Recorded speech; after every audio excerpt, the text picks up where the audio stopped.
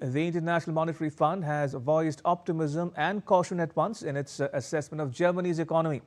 For more on its forecast for the German economy, we are joined by Deutsche Welle's Varda Imran from Berlin. Varda, what does the IMF predict for Germany as the year 2025 is wrapping up?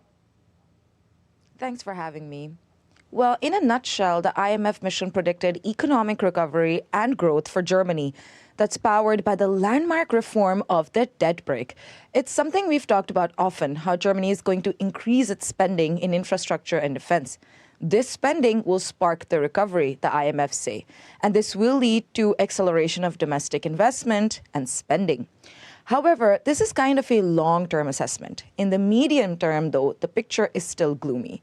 Germany's rapid aging population and a drop in productivity are still hindering growth.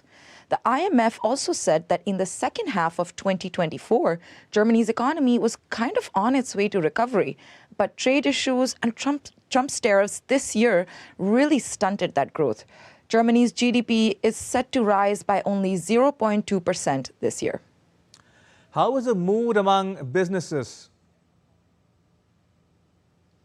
Well, not good if I'm being honest. In fact, the mood is actually quite sour.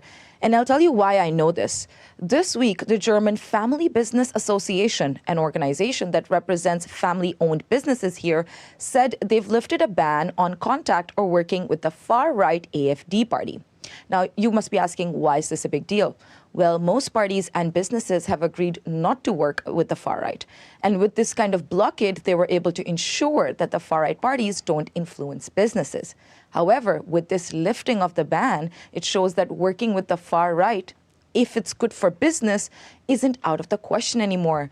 And that's new and could be setting a dangerous precedent.